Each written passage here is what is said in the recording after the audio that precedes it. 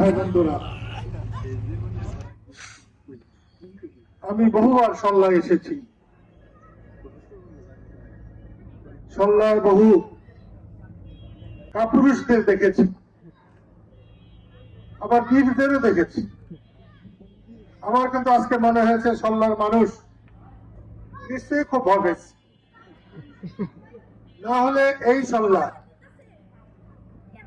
গামছা মার্কার মানুষই এই কয়টা না, এখানে তো মানুষই নেই। গামছার মানুষ এর চেয়ে শতভাগ বেশি আছে। যদি ভয় পায়, ডরায়, আওয়ামী লীগের লোকেরা ডরাবে, গামছা ডরাবে কেন? আর আওয়ামী লীগ বা ডরাবে কেন?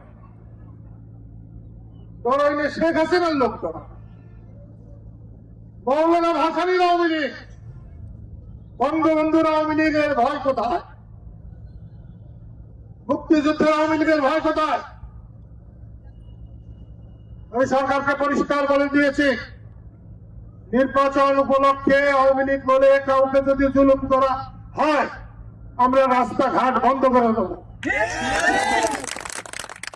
আমি তো দেখছি না এই বাদিয়ে পুলিশ কারো বাড়ি গেছে, আমি দেখি। তাহলে এমনি যদি ভয় পান, ওর যদি পাশার কাপড় তুলে নিয়ে যায়, তারপরেও যদি ভয় পায়, এই পুরুষকে পুরুষ বলে না, কা পুরুষ বলে? পাকিস্তানিরা আমাদের সামনে টিকে নাই। আর আজকে নাকি কালিহাতের মানুষ ভয় পাবে।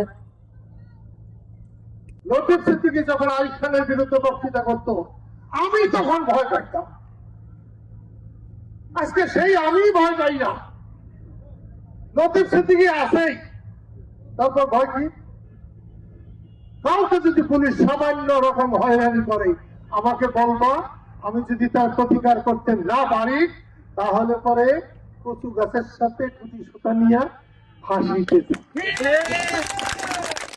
পয়সা থাকতে থাকতে মহিলা যাওয়ার আগে কালিহাতের মানুষ তা পুরুষ ভয় থাক, এটা আমি আশা করি না।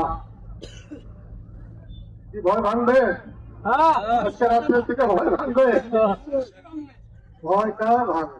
ভয় করো আল্লাহকে, ভয় করো রসুলকে। এখানে কোন নাকের প্রসঙ্গে তোমরা ভয় করবা? টাঙ্গাইলের মানুষ কালিহাতি না হলে মুক্তিযুদ্ধ হইতো না, বাংলাদেশ স্বাধীনতা 50 বছর লাগতো। তোমরা ভয় পেলে আমার মুখ থাকে? আমি মানুষকে মুখ দেখাতে পারবো? সারা দেশের মানুষ টাঙ্গাইলকে সম্মান করে, মুক্তিযুদ্ধকে সম্মান করে।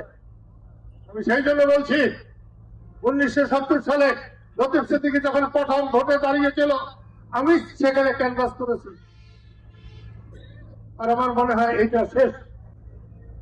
2026 সাল 12ই ফেব্রুয়ারি, হাসতে হাসতে, নাচতে নাচতে তোমরা হাঁস মার্কায় ভোট দিবা। কেউ কেউ বলছে এটা হবে, ওটা হবে, এটা হবে, আমি বলছি কিছুই হবে না। লতিফ সিদ্দিকীকে ভোট দিলে তোমার সম্মান রাখতে হবে, কেউ তোমার উপরে জল জুলুম করতে পারবে না। ঘুষখোরের ঘুষ বন্ধ হবে, দুর্নীতি বন্ধ হবে, জুলুম বন্ধ হবে, পুলিশি জুলুম বন্ধ হবে। জুলুম থেকে যদি বাঁচতে চাও, সম্মানে যদি থাকতে চাও, তাহলে লতিফ সিদ্দিকীকে হাঁস মার্কায় 12 তারিখে ভোট দাও। এটা হলো আমার আন্তরিক অনুরোধ।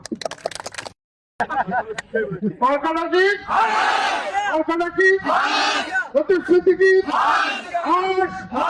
হাঁস মার্কায় ভোট দিন। আগামী 12 তারিখে হাঁস মার্কায় ভোট দিন। আল্লাহ আপনাদেরকে তার পবিত্র আরশের ছায়াতলে শান্তিতে রাখুন। খোদা হাফেজ।